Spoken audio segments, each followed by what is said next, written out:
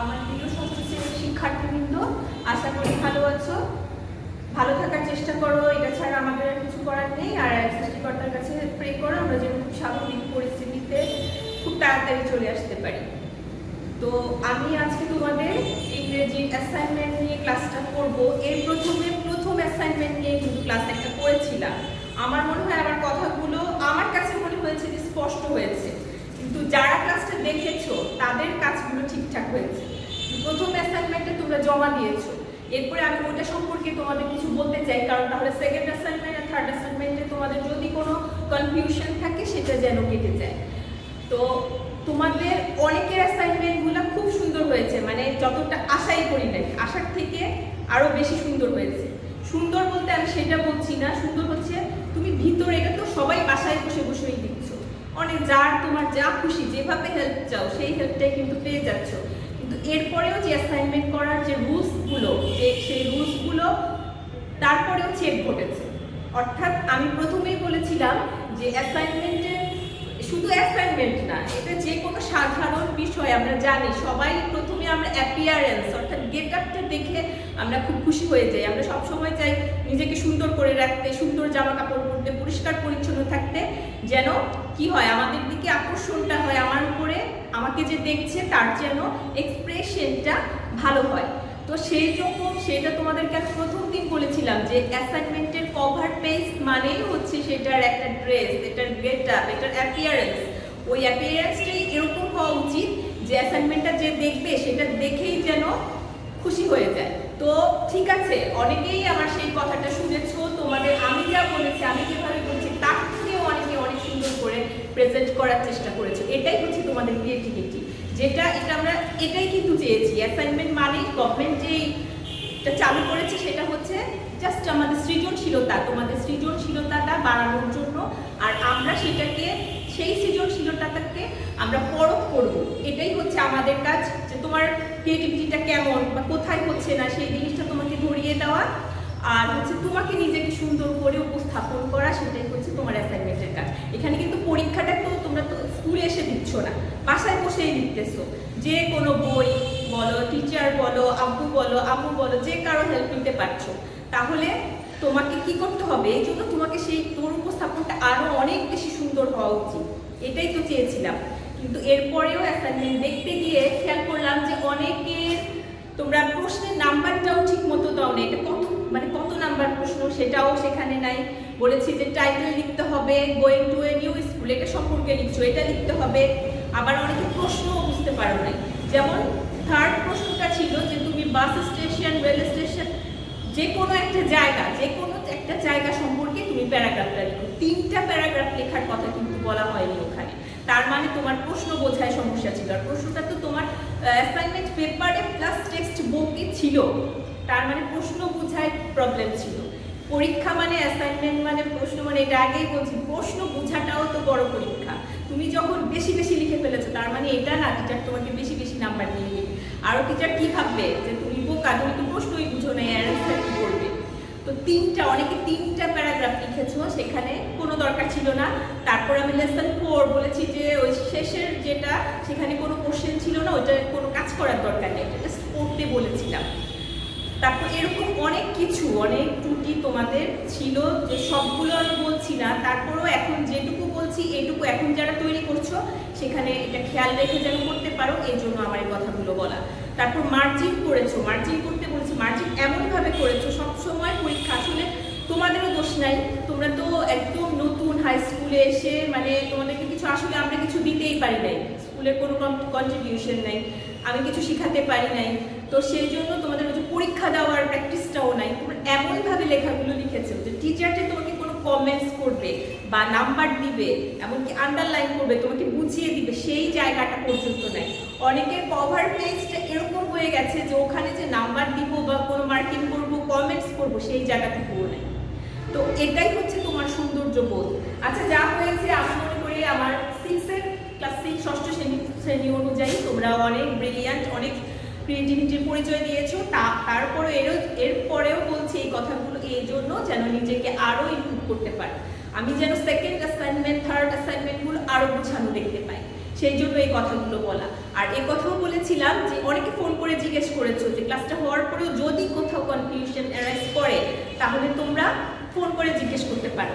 আর অনেকে আছে যে তোমরা ওই যে অনলাইন ইন্টারনেট, ওই নেট বলেছি না, বিজ্ঞান আমাদের জন্য যেমন অভিশাপ তেমন, মানে আমি যদি এটার অপব্যবহার করি তাহলে এটা অভিশাপ, আর যদি ভালো ব্যবহার করি তাহলে সেটা আশীর্বাদ। তো অনেকের ক্ষেত্রে সেটা হয়ে গেছে। যেমন ইউটিউবে এখন অ্যাসাইনমেন্টের সলিউশনের কোনো অভাব নাই, এক একটা অ্যাসাইনমেন্টের উপরে 10-12টা সলিউশন, কিন্তু এটা হওয়ার কথা ছিল না। কথা ছিল যে আমরা নিজেরা তৈরি করব।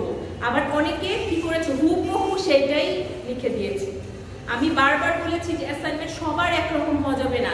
আবার আমরা টেক্সটবুকের সাহায্য নিব, টেক্সটবুক ছাড়া অ্যাসাইনমেন্ট করবো না, সেটা ঠিক আছে, কিন্তু তার মানে এইটা না হুবহু টেক্সটবুক উঠাই দিলা তাহলে কিন্তু তোমার অ্যাসাইনমেন্টটা সুন্দর হলো না, কারণ সেখানে তোমার ক্রিয়েটিভিটি প্রকাশ পায়নি। ঠিক আছে, অনেকে হয়তো খাতাটা যখন দেখবে বুঝবে যে আমি তো খুব সুন্দর করে লিখেছি, এখানে কোনো ভুল নাই, তারপর আমার কমেন্টস এটা কেন, এটা মনে হতে পারে। সেই জন্য আমার এই কথাগুলো তোমাদের বলা। তোমাদের উপরে দেখবে যে কমেন্টস লেখা আছে বি মোর ক্রিয়েটিভ, অর্থাৎ আরো সৃজনশীল হও। তোমরা টেক্সট বুকের বা গাইড বইয়ের সাহায্য নিয়েছো বা ওই ইউটিউবে যে ক্লাসগুলো আছে সেগুলো সাহায্য নিয়েছো, ঠিক আছে, কিন্তু সেটা হুবহু কেন হবে? সেটা হেল্প নিয়েছো, ঠিক আছে, তারপর নিজের কিছু তো থাকা উচিত ছিল। আর ওখানে আমি সলিউশন আমিও দেখেছি অনেকগুলো ক্লাসে তারাই প্রশ্নটা ভালো করে বুঝে নেয়, আর তোমরাও প্রশ্নটা পড়ো নাই, না পড়ে এরা দেখা গেছে অনেকগুলো সলিউশনে 3টা প্যারাগ্রাফ লিখে দিয়েছে, তোমরাও সেটাই লিখে দিয়েছো, মানে অন্ধের মতো। এটা আমরা শেখার জন্য, আমরা নিজেদেরকে সৃজনশীল করার জন্য, অন্ধ অনুকরণ করা যাবে না কোথাও, তাহলে তো সেখানে কোনো সৃজনশীলতা থাকলো না। ঠিক আছে, আমি আশা করব যে পরের অ্যাসাইনমেন্টগুলো যেন একটু খেয়াল করে, আমি যেই কথাগুলো বললাম খুব বেশি লিখতে হবে, যেমন ক্লাস 6-এ পড়ো তোমরা ফার্স্ট ইয়ার স্কুল লিখেছো 3-4 পৃষ্ঠা, মানে এটা তো বাসায় বসে বসে লিখেছি, সমস্যা কি? ঠিক আছে, হ্যান্ডরাইটিং প্র্যাকটিস হয়েছে, কিন্তু তোমার 6 অনুযায়ী কিন্তু তোমার প্যারাগ্রাফ এখানে কিন্তু তোমার এই যে সৃজনশীলতার ঘাটতি দেখা দিয়েছে। কারণ তুমি 6ষ্ঠ শ্রেণীতে পড়ো, তোমার 5-6 পৃষ্ঠা একটা প্যারাগ্রাফ লেখার কোনোই প্রয়োজন নেই।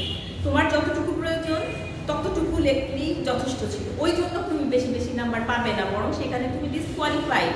কারণ তুমি বুঝলে না যে আমার কতটুকু লেখা উচিত, আমার শ্রেণী অনুযায়ী আমাকে ওখানে কোন শব্দগুলো ব্যবহার করতে হবে, কিভাবে সৃজনশীলতার পরিচয় দিতে হবে। কারণ একজন টিচার যখন তোমার খাতাটা দেখে তখন কিন্তু সে বুঝতে পারে যে তুমি কি এটা নিজে লিখছো। একটা ক্লাস 6-এর স্টুডেন্টের কি কি শব্দ ভান্ডার, ভোকাবুলারি কতটুকু থাকতে পারে সেটুকু সম্পর্কে কিন্তু টিচারের আইডিয়া থাকে।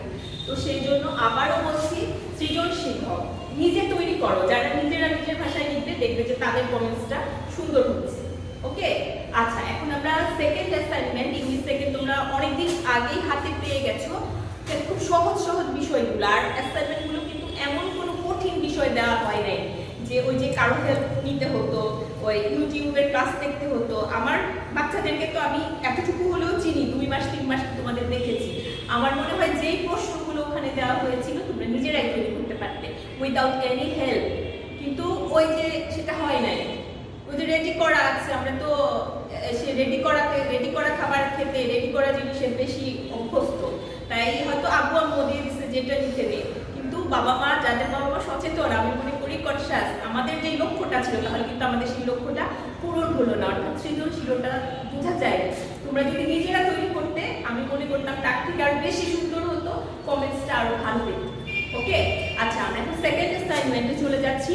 সেকেন্ড অ্যাসাইনমেন্টটা ছিল তোমাদের বইয়ের খুব সুন্দর গভর্নমেন্ট একটা, এই যে হোল্ডিং হ্যান্ডস, এটা কিন্তু আমরা বই পড়ার সময় আমরা কি করেছি, আমরা এটাকে ওভারলুক করে গেছি, এটা কিন্তু পড়ি নাই, এটা দরকার নেই, এটা পরীক্ষায় আসে না। দেখো গভর্নমেন্ট ঠিক সেটাই খুঁজে বের করেছে, অর্থাৎ কোথায় তোমার সৃজনশীলতা বের করবে, মানে প্রকাশ পাবে, সেই জন্য এই পোয়েমটাই নিয়ে আসছে। আমরা কিন্তু পড়ার সময় এটাকে বাদ দিয়ে চলে গেছি, এটা খুব সহজ জিনিস, সুন্দর জিনিস, কিন্তু এটাকেই আমরা বাদ দিয়ে গেছি। এটাকে খুঁজে বের করে গভর্নমেন্ট এটাই তোমাদের জন্য দিয়েছে যে তোমরা নিজেরা তৈরি করতে পারো, এরকম কিছু খুঁজে দিয়েছে, কঠিন কিছু দেয় নাই। যেমন হোল্ডিং হ্যান্ডস পোয়েমটা যে ছিল, এটা খুব সুন্দর, একটা হাতিরা কি করে, কতগুলো হাতি লেজ ধরে ধরে হাঁটে, কখনো কি হাতে হোল্ডিং মানে কি ধরা, হাত ধরা, হাতি কি হাত হাত আছে? হাত নেই, কিন্তু ওই পোয়েমটাতে বুঝিয়েছে যে ওরা সুর, হাতির যে সুর আছে সেটা ধরে ধরে এক সারিবদ্ধভাবে চলে।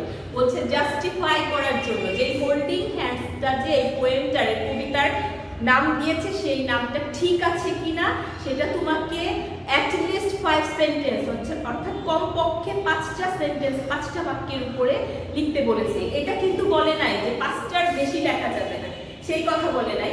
আবার বলেছে যে কমপক্ষে 5টা থাকতে হবে।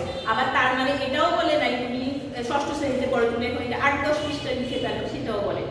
আর এটা একটা কি কবিতা, মানে রূপক, হাতি তো কখনো হাত ধরে হাঁটে না, এটা একটা প্রতীক, একটা সিম্বল বুঝিয়েছে আমাদের এই ন্যাশনের জন্য, আমাদের জাতির জন্য।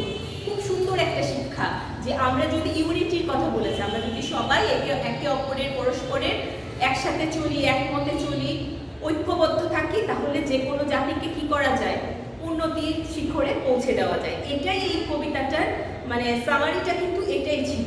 আর তোমার কাছে এই 5টা সেন্টেন্সে, মানে কমপক্ষে 5টা সেন্টেন্সের ভিতরে এটাই চেয়েছে।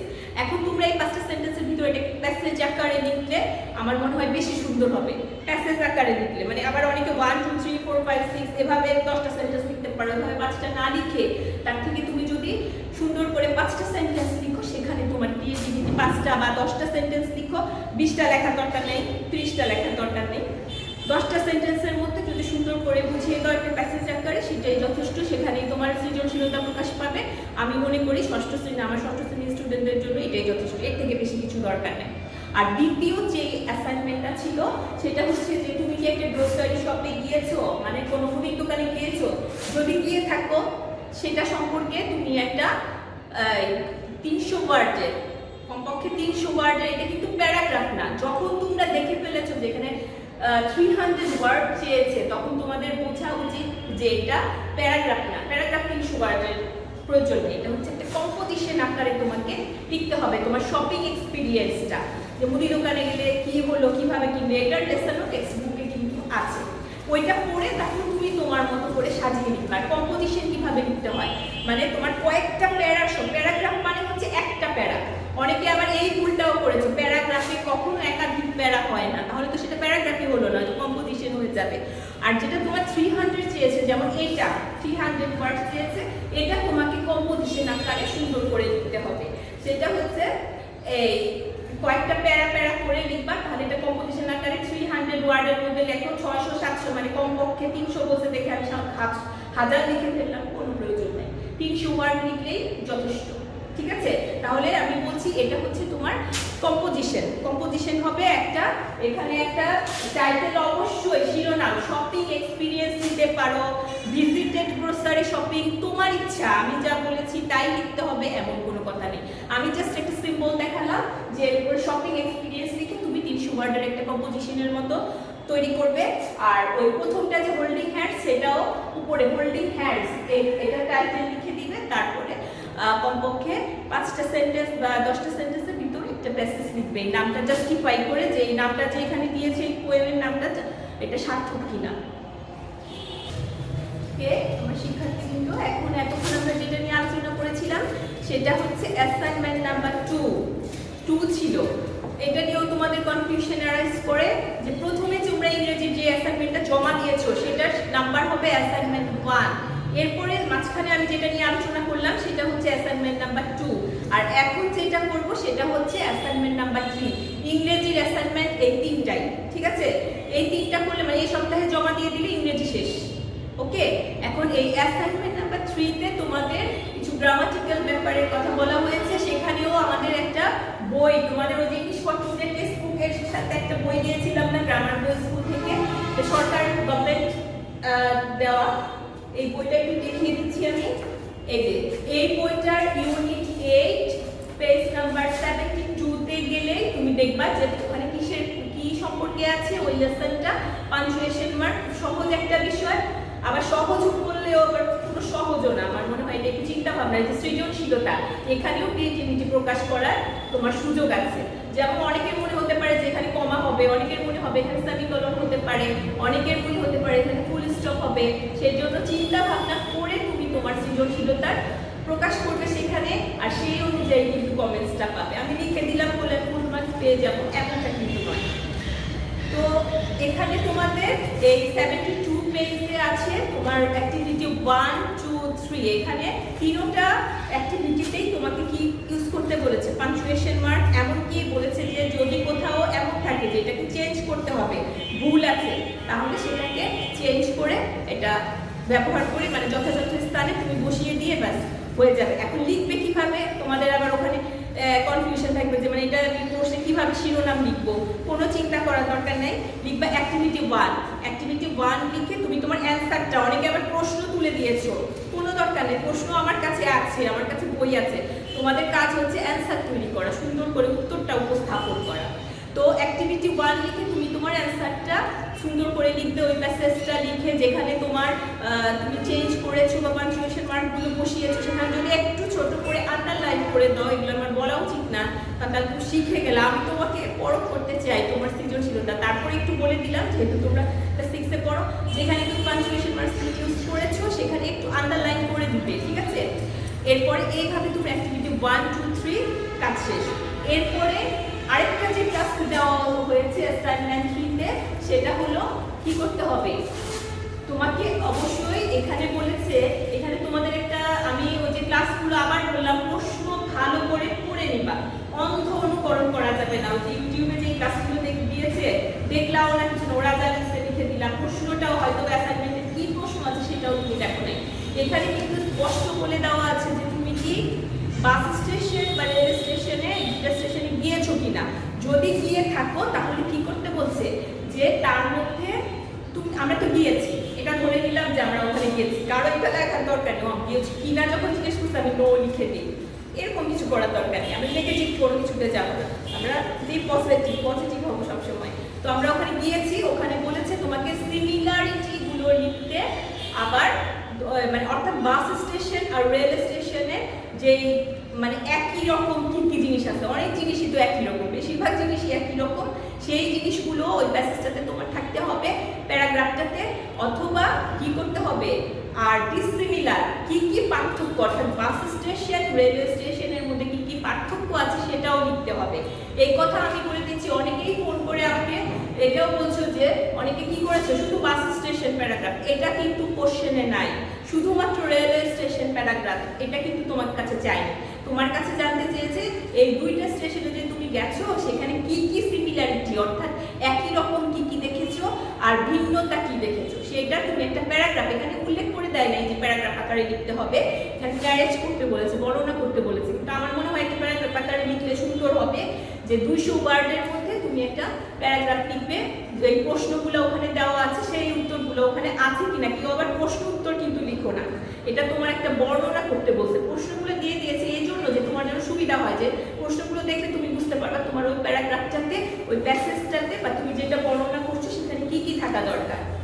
তো আমি এখানে একটা সুন্দর করে উপরে একটা টাইটেল দিয়ে দিবা, যেমন visiting railway and bus station, এটা দিতে পারো। আবার দিতে পারো experience at a railway station and a bus station, অর্থাৎ তোমার অভিজ্ঞতা বাস স্টেশন আর রেলওয়ে স্টেশন সম্পর্কে তোমার অভিজ্ঞতাটা কি, সুন্দর করে একটা টাইটেল দিয়ে আন্ডারলাইন করে দিলে প্যারাগ্রাফটা লিখলে সুন্দর হবে না। 200 ওয়ার্ড, এর বেশি লেখার কোনো দরকার নেই। ওকে, আমার মনে হয় আমি যে কথাগুলো তোমাদের বললাম আগে, যে ত্রুটিগুলো ছিল সেগুলো সম্পর্কেও কিন্তু বলে দিয়েছি। এরপরেও যদি তোমাদের কোথাও কনফিউশন অ্যারাইজ করে তাহলে তোমরা কমেন্টস করবা, অথবা আমাকে ফোন করেও জিজ্ঞেস করতে পারো যে ম্যাডাম এটা কি বা বুঝতে পারিনি, কোনো প্রবলেম নাই, ঠিক আছে? আমি তোমাদের কাছ থেকে এই ক্লাসটা শেষ করার আগে এতটুকুই আশা রাখলাম যে তোমরা আগের অ্যাসাইনমেন্ট অর্থাৎ অ্যাসাইনমেন্ট 1 থেকে ইংরেজি অ্যাসাইনমেন্ট 2 এবং 3টা যেন সুন্দর হয়, গুছানো হয়, আর তোমাদেরকে যেন আমি আরো সৃজনশীল দেখতে পাই, ঠিক আছে? এখন আবার দেখা